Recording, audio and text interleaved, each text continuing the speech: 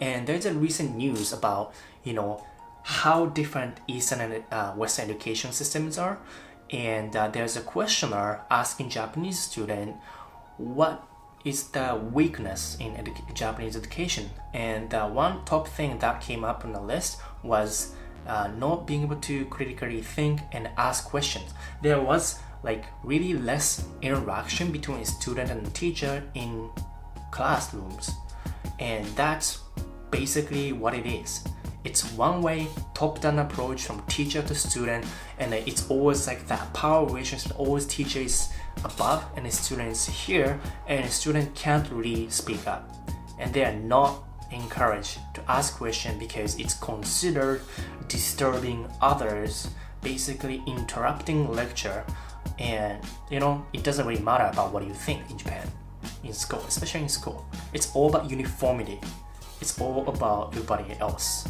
So because of that reason, in Japan, education system is basically teaching people to not ask questions, not be critical, but just suck it up and just work like a cog in tiny cog in a society. And that's what as you can tell and as you can guess, what Japanese corporations and companies have been doing for so long. And that's the reason why there's so many suicides, workaholic suicide and depression things are happening. It happened recently to one of the top Japanese university student from University Tokyo, who killed herself because she worked 100+ hours in a month, 100 extra hours a month.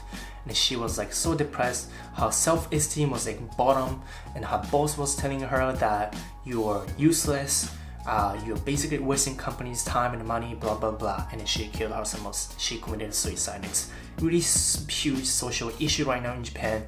So that's what's been happening. It's not just education system, but people around it, parents, neighbors, being OCD about it, rules. And then after that, what happened after going through the university? Obviously, they go to companies to get a job and work, right? All the people are educated in the same way, so they go to the company. Same style of managing people still exists in Japan, Japanese companies, and that's why there's a phenomena or symptom called hierarchical promotion system, where they need to work for 10 years in a company to get a first promotion. And it's not their ability or performance is not really evaluated based on their own unique ability to contribute to the company, but it is more based on seniority in a company. And then younger people can't really speak up and an opinion about it. They're supposed to nod and just obey, just do what a boss or a supervisor told them to do. So that's really, I know I generalized it quite a bit.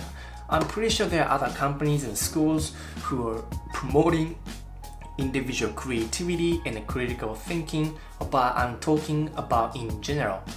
In general, most of schools, companies are like that, and it is not conducive to it is not conducive for people to train themselves to be more critical, creative, and productive.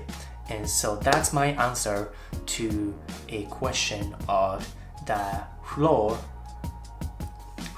in Japanese education system, and that kind of in turn affect how Japanese think and then behave in companies and in real normal lives when they become adults.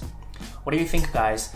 Did you notice or did you observe something similar as I said in Japan where you were traveling or living in Japan? Let me know in the comment section, and I'd like to know what you think about it. What do you have observed based on the people, Japanese people you've interacted with? And I'm pretty sure that, I saw many posts on Quora about their answers to why Japanese people were so polite. And most of them who have lived in Japan answered like me. Basically, they're top priority is to prioritize and follow the rules and norms and regulations, basically submit, obey to organization, and they are not taught to be critical. They are taught to not speak up, just do what other people do. They are OCD about other people. There's no individuality or creativity encouraged. From the standpoint of their hairstyle, tattoo, fashion, how they speak, it's all about uniformity in homogeneous, ethnically homogeneous country like Japan. So it's really hard to do something unique, and therefore another topic, but that's another reason why there's less startup entrepreneurial culture in Japan, because basically big companies are working together in an industry. Basically they're probably monopolizing the industry, and it's really hard to build a startup company and then grow from there, because most customers don't treat that as a legit company, right? So that's it, guys. Let me know in the comment, and if you like this video, if this was helpful, useful, like, subscribe, and yeah, I will see you guys next time. So bye bye.